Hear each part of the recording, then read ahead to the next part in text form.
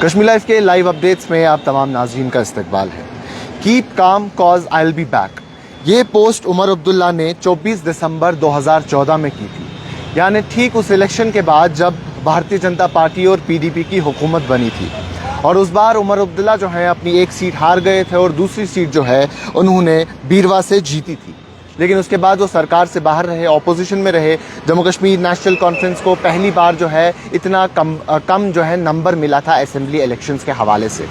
लेकिन इस बार काफ़ी बदलाव देखने को मिला। जम्मू कश्मीर नेशनल कॉन्फ्रेंस उभर के सामने आई। 42 सीटें जम्मू कश्मीर नेशनल कॉन्फ्रेंस ने हासिल की।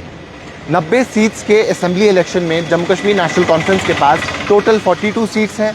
अलायंस पार्टनर के साथ मिला के अगर देखें तो कुल मिला के 49 सीट्स है, यानी हुकूमत बनाने के लिए जो नंबर दरकार है वो तमाम सीट्स इनके पास है। लेकिन क्या जम्मू कश्मीर नेशनल कॉन्फ्रेंस में अगले चीफ मिनिस्टर उमर अब्दुल्ला होंगे या कोई और होगा? कल फारूक अब्दुल्ला की गुपकार रेजिडेंस पे जब मीडिया पर्सन्स ने उनसे पूछा कि अगला चीफ मिनिस्टर जम्मू कश्मीर का कौन होगा, तो उन्होंने उमर अब्दुल्ला का नाम कहा। लेकिन आज जब उमर अब्दुल्ला प्रेस ब्रीफिंग कर रहे थे तो उन्होंने कहा कि I am very thankful to my father कि उन्होंने मेरा नाम लिया, लेकिन हम एक अलायंस में हैं और चीफ मिनिस्टर का फैसला जो है अलायंस सरकार करेगी, यानी अलायंस गवर्नमेंट जो है चीफ मिनिस्टर को चुनेगी। इसका फैसला मैं अभी नहीं कह सकता कि क्या मैं ही चीफ मिनिस्टर रहूँगा या और कोई चीफ मिनिस्टर बनेगा। लेकिन जिस हिसाब के number Jammu Kashmir national conference के पास है और जो सिनेरियो है प्रेजेंट, उससे कहीं ना कहीं इस तरफ इंडिकेशन तो है और शायद 99% यही बात सब लोग कह रहे हैं कि अगले चीफ मिनिस्टर जम्मू कश्मीर के उमर अब्दुल्ला रहने वाले हैं। उमर अब्दुल्ला ने आज कई सारी बातें की। सबसे पहली बात, जो सबसे अहम बात है, उन्होंने कहा कि उनसे 370 वापस मांगना या उनसे 370 की उम्मीद रखना, जिन्होंने 370 छीना, ये बेवकूफ़ी है। ये एक फूलिश चीज़ होगी कि हम 370 को वापस लाने की उम्मीद उनसे करें जिन्होंने 370 को छीना है जम्मू कश्मीर से। यानी वो इशारतन बीजेपी की तरफ बात कर रहे थे कि बीजेपी की सरकार ने जम्मू कश्मीर से उनका स्पेशल स्टेटस छीना और अब हम उम्मीद नहीं रख सकते कि बीजेपी जो है जम्मू कश्मीर को 370 वापस देगी। लेकिन साथ ही साथ उन्होंने ये भी कहा कि जम्मू कश्मीर में 370 की जदोजहद जम्मू कश्मीर नेशनल कॉन्फ्रेंस हमेशा जारी रखेगी और 370 पे हमेशा वो बात करती रहेगी। साथ ही साथ उन्होंने ये भी कहा कि जब कैबिनेट बनती है, जब हमारी सरकार बनती है, जब हुकूमत बनेगी, सबसे पहला काम जो है हम स्टेटहुड के रेजोल्यूशन की बात करेंगे। स्टेटहुड का रेजोल्यूशन जो है पास करेंगे और उसको लेके दिल्ली जाएंगे और मरकज़ की जो सरकार है वो रेजोल्यूशन हम उन्हें देंगे।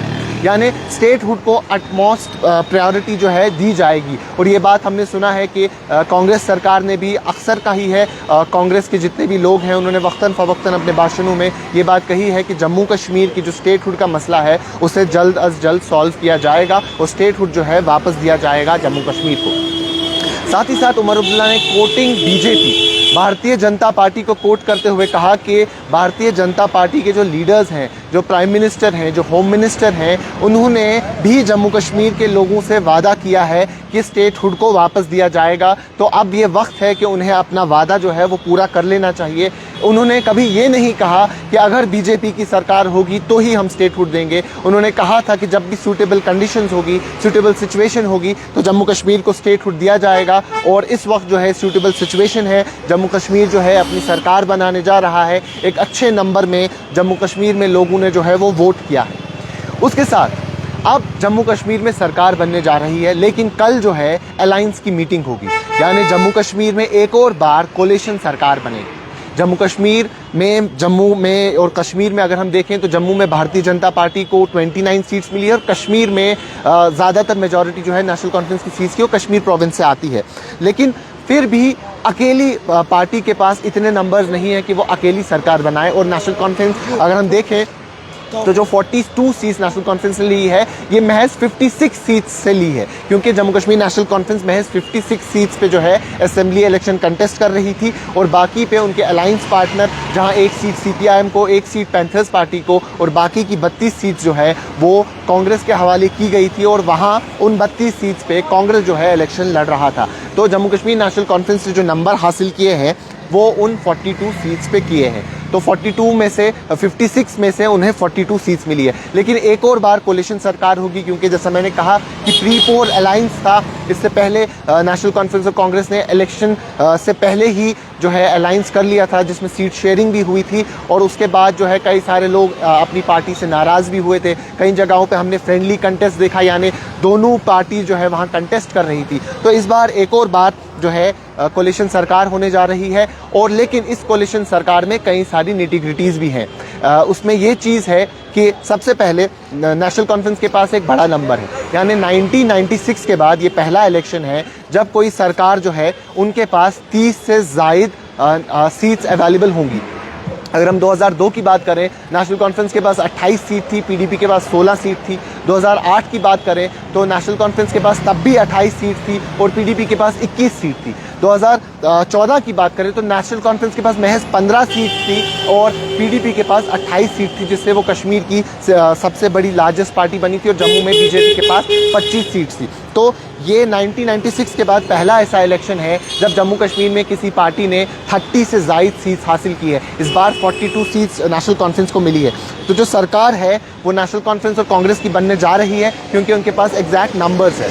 साथ ही साथ उमर अब्दुल्ला ने ये भी कहा कि दिल्ली को हमारे साथ एक कॉर्डियल एटमॉस्फेयर बनाना चाहिए, क्योंकि इसकी बहुत ज़रूरी है। कोऑपरेटिव एनवायरनमेंट रहना चाहिए, क्योंकि अभी हम उस सिचुएशन में नहीं है कि हम किसी किस्म की जो है उनकी कोऑपरेशन जो अगर वो ना करें तो हम वो बर्दाश्त कर पाएँ। महज एक यूनियन टेरिटरी है, तो दिल्ली को भी इस बात का ख्याल रखना चाहिए और जो कोऑपरेशन है वो बनाई रखनी चाहिए। तो ये कुछ स्टेटमेंट्स थी जो उमर अब्दुल्ला की तरफ से आई। साथ ही साथ हमने ये भी देखा कि जो आज फारूक अब्दुल्ला का गुपकार रेजिडेंस है, दिन भर वहाँ आज भी सेलिब्रेशंस रही।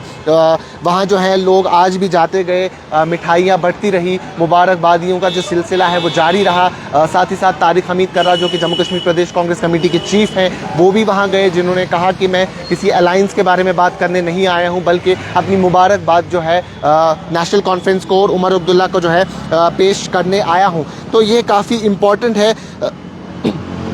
और साथ ही साथ ये चीज़ें देखनी भी ज़रूरी है कि नेशनल कॉन्फ्रेंस जो है कल से जश्न मना रही है। कांग्रेस में भी हमने देखा कि वो जश्न मना रहे हैं। भारतीय जनता पार्टी ने भी कहीं ना कहीं जम्मू में जो है काफ़ी बड़ा मार्जिन हासिल किया, क्योंकि 25 के बाद ये सबसे बड़ा नंबर है भारतीय जनता पार्टी का। उन्होंने जम्मू कश्मीर में 29 सीट्स हासिल की है।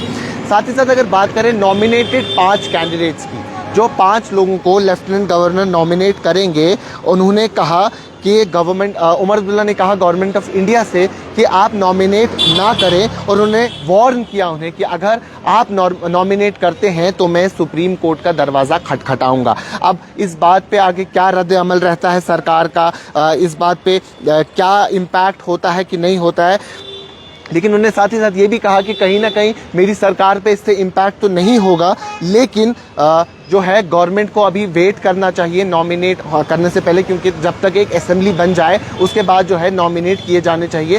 साथ ही साथ लेकिन उन्होंने वार्न भी किया कि मैं सुप्रीम कोर्ट का दरवाज़ा जो है वो खटखटाऊंगा। तो ये कई सारी चीज़ें थी जो आज की डेवलपमेंट हुई जम्मू कश्मीर में। उसके साथ साथ अगर इंजीनियर रशीद की बात करें तो वो बारामूला से एमपी हैं। उन्होंने कहा कि जम्मू कश्मीर जो है एक काफ़ी इम्पॉर्टेंट जगह है, जहाँ एक तरफ से पाकिस्तान और एक तरफ से चाइना है, तो काफ़ी स्ट्रैटेजिक स्टेट बनती है और दुनिया की नज़र हम पे है। और उन्होंने भी ये कहा कि जो सरकार जम्मू कश्मीर में बनेगी, उन्हें जम्मू कश्मीर और दिल्ली जम्मू कश्मीर के लोगों के बीच और दिल्ली के बीच एक ब्रिज बनना चाहिए और उस ब्रिज का काम करना चाहिए। उमर अब्दुल्ला ने भी ये बात कही कि हम जो सरकार बनने जा रही है, जो नेशनल कॉन्फ्रेंस और कांग्रेस की सरकार बनेगी आने वाले वक्त में, वो सिर्फ उन लोगों की सरकार नहीं होगी जिन्होंने नेशनल कॉन्फ्रेंस या कांग्रेस के लिए वोट किया है। ये तमाम उन लोगों की सरकार होगी जिन्होंने वोट दिया है या जिन्होंने वोट नहीं भी दिया है। ये जम्मू कश्मीर के लोगों की सरकार होगी और ये जम्मू कश्मीर के लोगों के लिए काम करेगी। तो सेलिब्रेशंस का माहौल रहा आज दिन भर भी। तमाम सबसे ज़्यादा सेलिब्रेशंस नेशनल कॉन्फ्रेंस के हेडक्वार्टर में देखी गई, गुपकार रेजिडेंस जो फारूक अब्दुल्ला का है वहाँ देखी गई, और उसके साथ साथ कई सारी बयानबाजियाँ भी हुई। और ख़ासतौर पे उमर अब्दुल्ला जो है लाइमलाइट में रहे, क्योंकि ऐसी उम्मीद है, एक्सपेक्टेशंस है कि शायद आने वाले वक्त में जब कल पार्टी मीटिंग होगी अलायंस के साथ, उसके बाद एलजी से मिलेंगे स्वर्न सेरेमनी के लिए, यानी जब हल्फ लिया जाता है, जो तमाम लोग जो हैं वो हल्फ उठाएंगे एज एमएलए, तो उसके बाद जो है फॉर्मली वो एमएलएज जो हैं वो असेंबली जाएंगे और अपनी ड्यूटीज़ निभाएंगे। अब इसमें कितना टाइम लगता है, इस प्रोसेस को कितना वक्त लगता है, ये आने वाले दिनों में ही मालूम चलेगा। अभी के लिए इतना ही। कैमरा पर्सन शोएब वानी के साथ शादाब गिलानी, कश्मीर लाइव, श्रीनगर।